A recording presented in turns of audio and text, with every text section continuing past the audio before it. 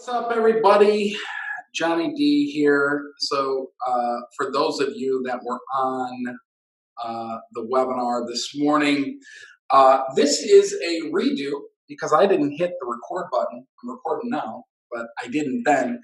But if you hear this a second time or a little bit different way, that's okay. I want to welcome everyone to 2020. This is our first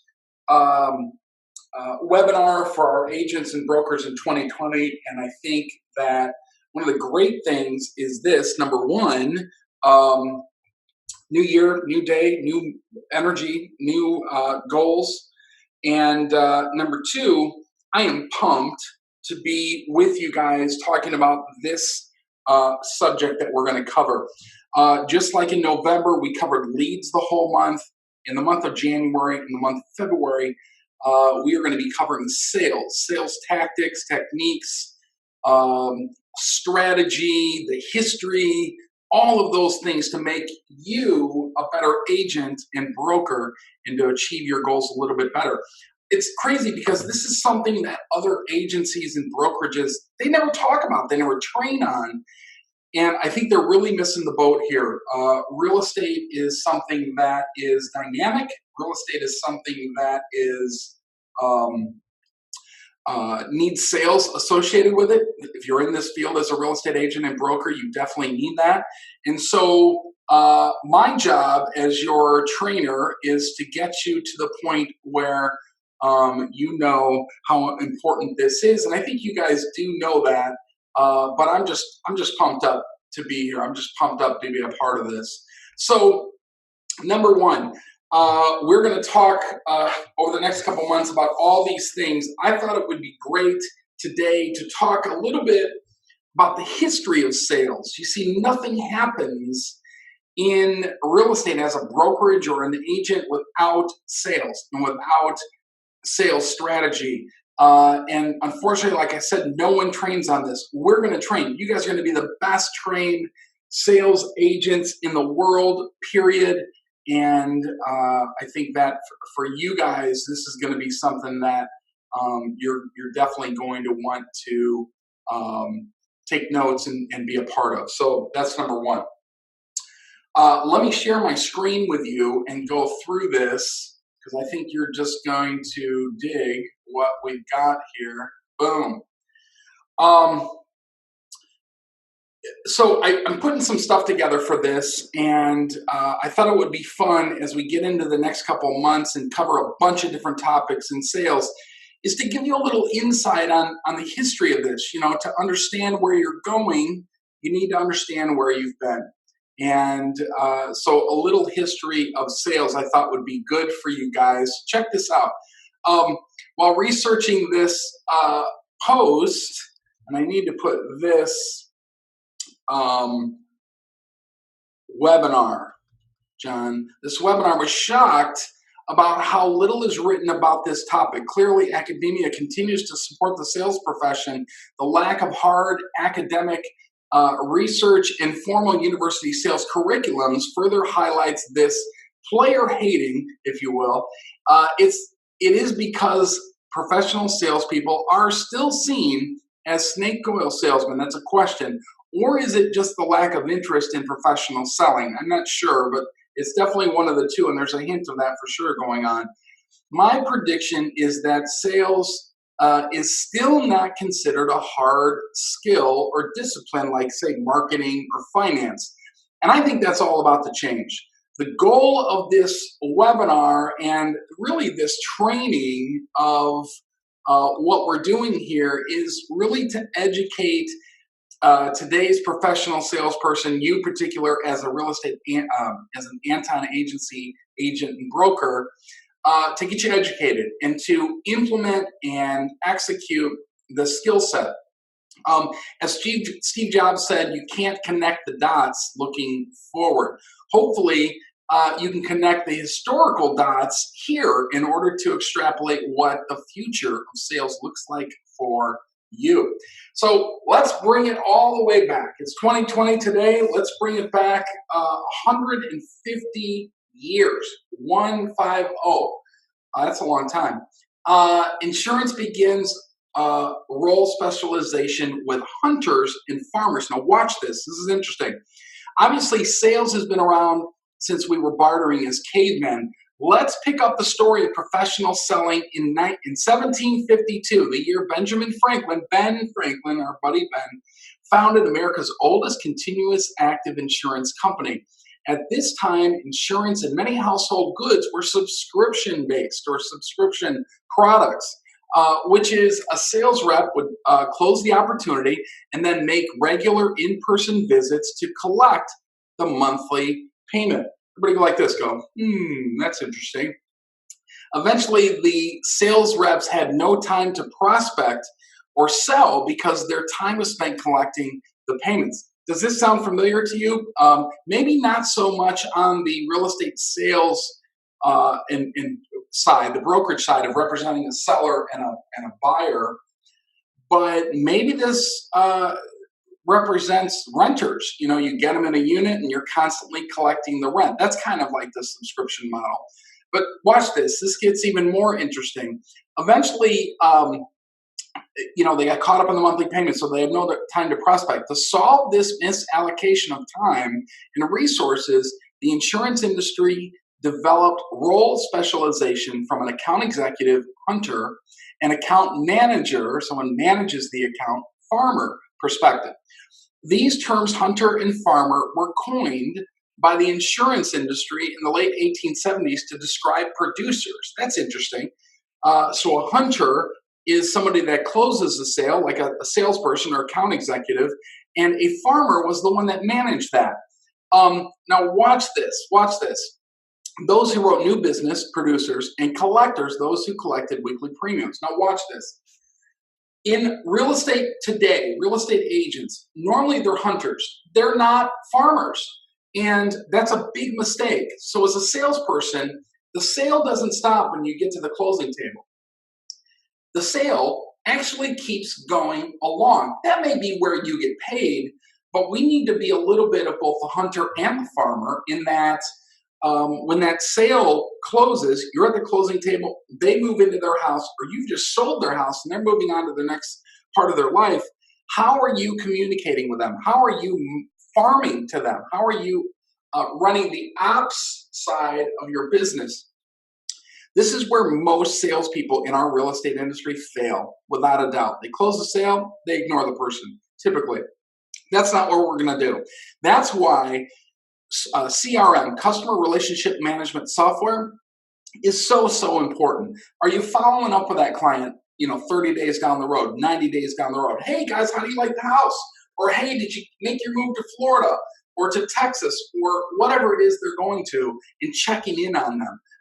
Not only are you doing this to check in on their well-being as far as your client and customer, but you're also kind of grooming that person or client to maybe give you a referral because they have a certain network of people. You want to take care of the client first, service them, but also you want to start harvesting. See, I'm keeping it with the language here. You want to start harvesting these referrals and maybe even a testimonial written, and better yet, verbally, video of a testimonial. If you can get that, that's going to be like gold to you as you move forward. This new sales structure was an instant success and quickly spread to other industries outside of insurance. Role specialization and process improvement became the first major advancements in the history of professional selling. Now watch this. This is where we get into some really good, juicy history here. In 1924, IBM in professional selling really kind of had to cover this in this graphic right here. This snake oil cures all. This unethical salesperson scenario. Do you think the real estate industry has had that? You betcha they have. Actually, that's why the National Association of Realtors and the Code of Ethics was even created back, in the early 1900s with that. This is the exact reason why. Check this out. From 1849 to 1882, 180,000 Chinese immigrants arrived in America to help build the Intercontinental Railroad. And with these Chinese workers came a game-changing product called snake oil. These guys came from another part of the world, and they were very let's say, uh, rare or exotic is probably a better term. Chuck Stanley, the original snake oil salesman, doctors and traveling salesmen began to aggressively, and here's the key word, deceptively, sell magic remedies across America. This stigma is still something we deal with today when discussing the public's perception of the sales profession. During the early 1900s, because of snake oil salesmen, the sales profession was seen as an occupation for the unethical and unprofessional. Same time real estate sales got going. Luckily for the profession, a shot salesman by the name of Thomas Watson Sr. had just landed a new gig. Thomas looked to make his newly named company, International Business Machines, IBM, a powerhouse. So, a couple things here. This time frame was the same time frame in which the National Association of Realtors got started. They had the code of ethics for the same exact reason. So we're tying into this sales process. I recently just did my CE and I just took this class. And if you do some research on what was actually happening early on in the real estate field, they were selling properties that they had no right to sell. They had bad title work. They were, had dealings with inside information on loans and title work and all this craziness that was going on. But again, that's why the Code of Ethics and the National Association of Realtors came in to really kind of govern that and really help bring some professionalism to us as salespeople in this business. The major insights that Thomas understood with IBM were, as competition increases, a sales force becomes a competitive advantage. That's us in the real estate industry. Number two, the more well-trained, educated, and professional the sales force, the more sustainable the competitive advantage. Interesting. Think about that. I'm going to read that one more time. The more well-trained, educated, and professional the sales force, the more sustainable the company competitive advantage. Really, really important there. Thomas and IBM helped push the sales profession forward by, number one, implementing formal sales training programs. That's why we do so much training here at Anton, because I really believe if we make you a better person from a training standpoint and knowledgeable standpoint and skill set standpoint, you are going to have a better chance to compete against your competition. As a matter of fact, you might be reducing the amount of competition because people can't compete with you. You're too talented. You have too much of a skill set. Number two, focusing on sales force motivation through songs, contests, and innovative commission structures. Well, here at Anton, we have the innovative commission structure. You guys know that. I don't know about contests. Maybe we'll put that in place. If you guys have suggestions, please let me know. And the third one there, or actually the first one listed here, songs. You probably don't want me singing, that's for sure. That wouldn't be a good thing. But nevertheless, I think this is interesting that he did that, focused on those three things.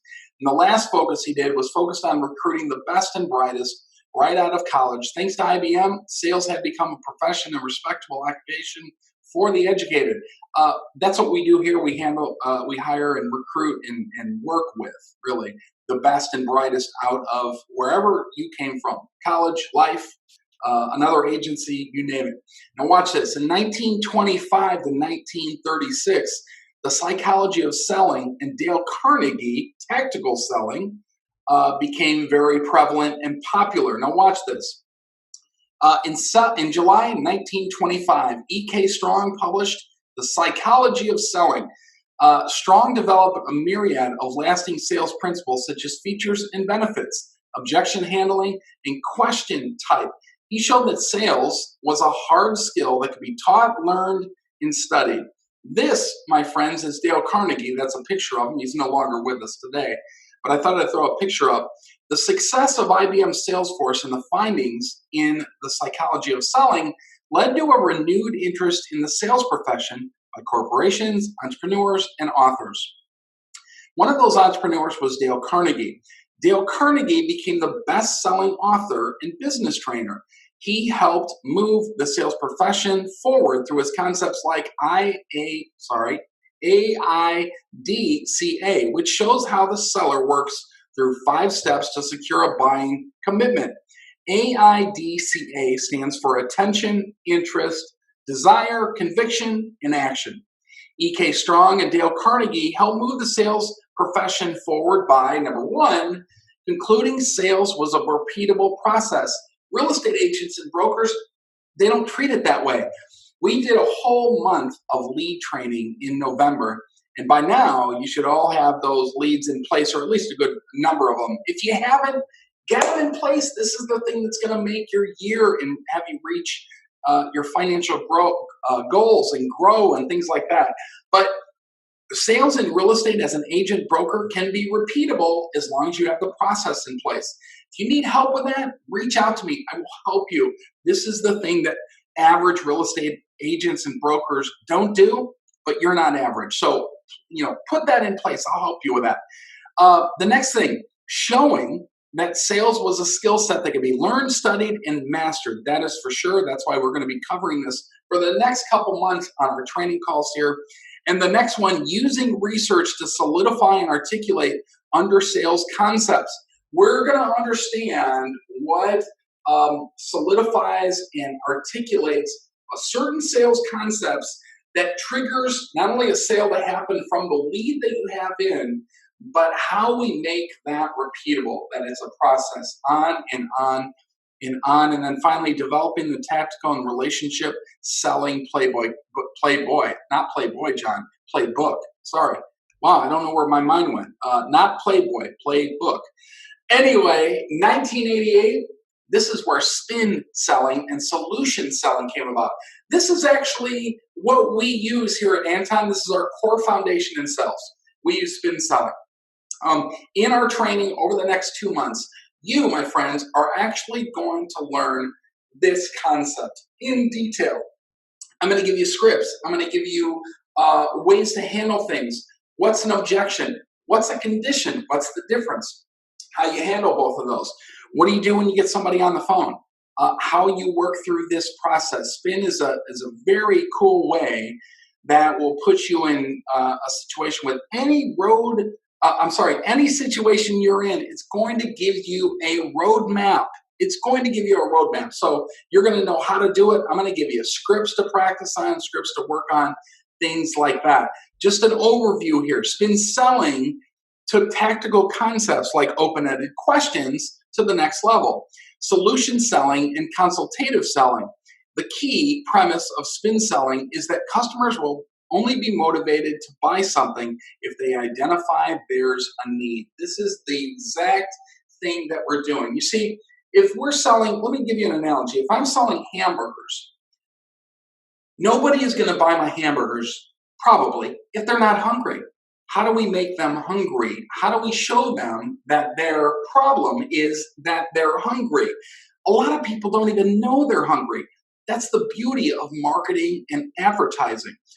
If you've ever walked into a Dunkin' Donuts or maybe a McDonald's now, you see they've got these videos that, for instance, at Dunkin' Donuts, they got these videos of hot coffee pouring into this great cup, and it's in slow motion, and it's dark and rich, and just it makes you want to drink coffee. They got these coffee beans that are oily and just beautiful, and it makes you want to drink coffee. If you've ever seen an ad for anything on TV, if they're good at it, it's going to express emotion. When you are expressing emotion, you're increasing what? Desire. It's science. And we're going to go through that. But that's what we do with real estate. You see, if I can make somebody hungry when they own a home that they're going to sell, or if I can make somebody hungry that is a renter and they should be buying a house right now, but they don't know they're hungry, they don't know they can buy a house, then I'm not going to get the sale. But picture and imagine if we had this skill set to create hunger in anything that you're selling, like you as a real estate agent and broker, how powerful that's going to be. So, and because there are times when prospects are not even aware there's a problem, the questions that you ask are key. Why would a renter rent when they can buy and use you as a buying agent? Why would a seller sell when they don't know that they can get top dollar right now for their house if they don't know that? So the questions are key, but they've got to be asked in a certain sequence. It's going to significantly increase the likelihood of that lead translating into a sell. The leads are important. We went through that on in the month of November. You've got 40 here. You've got 43 different leads, some paid, some non-paid, that should be coming to you every single month. And that, my friends, is your palette. That's your workable ground in closing those sales. Now it's execution time. Solution selling introduced an advanced sales model that worked very well for selling complex products and services. Instead of the sales rep forcing the product down the consumer's throat or customer's throat, regardless of the need, the rep would ask a series of questions in order to identify if there's a fit.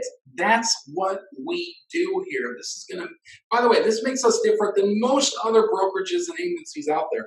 They may have a completely different model, but this I know works. It's worked in my 20-year career, and it's been the difference maker in putting us together. So spin selling brought us into the solution sales era and helped us understand how to maneuver complex sales processes. Real estate sales is complex sometimes, and this is the roadmap for any situation. So we will be talking about that in detail over the next 2 months. Finally, in 2011, you had this predictable revenue. While at Salesforce.com, Aaron Ross saw that future role specialization was needed in the sales profession. 141 years earlier, the insurance company specialized in sales roles because of process inefficiencies. Aaron saw similar inefficiencies. Account executives, closers, spend disproportionate amounts of time prospecting for leads instead of closing new business. In other words, if you're only prospecting and you're never closing, you're never going to get the money. But if you have a system in place where you have these leads come in, you're closing the business, and you kind of understand how important that is, that's going to not ensure and 100% guarantee, but you're going to have a lot better chance of reaching your sales goals with real estate. This insight was followed by the creation of additional specialized sales role, the sales development rep. We'll talk about that later. The 3 key components of this sale process: lead generation, which we talked about, closing, you're going to know how to do, and account management. That's where we're starting to bring in our CRM that we use and our email text marketing that we do that is going to act as our sales development rep. No worries, I got you. This is going to be the greatest probably movement with your sales skill that you've ever had with regard to your real estate license as a broker agent. The 3 components, again, of the sales process: lead generation, closing, and account management. Each have one specialized rep or technology or software that focuses on the piece of the process. Aaron moved the sales profession forward by helping us understand that sales growth comes from qualified lead growth. That's why November and our training there was so important. If you don't, by the way, one more time, if you don't have those 43 lead sources coming into your inbox right now, either paid or non-paid, get them, put them in place. If you need help, reach out to me. I will help you. And qualified lead growth comes from sales development rep, 100% focused on finding and qualifying leads. That's what we do. It's our process here at Anton. I can help you with this. This is a business that you're growing. So that's it. We are brought to the bottom of the hour. This was our little bit of our training today. This is our intro into the next 2 months of sales and closing and objections, conditions, how to handle all those. And it's going to be fantastic. I'm fired up. Hopefully you can tell that by my energy here, but I'm fired up. This is my favorite subject, and I know that I can help you get to your goals. So stick with us every Wednesday for the next 2 months. You're going to have some unbelievable transformations in your sales skill. That's it. Remember, wealth has nothing to do with money. Success has everything to do with failure, and life is as simple as you want to make it. That's it for me, guys. Thanks so much for joining. We will see you next week on the weekly webinar for Anton agents and brokers. Thanks, guys.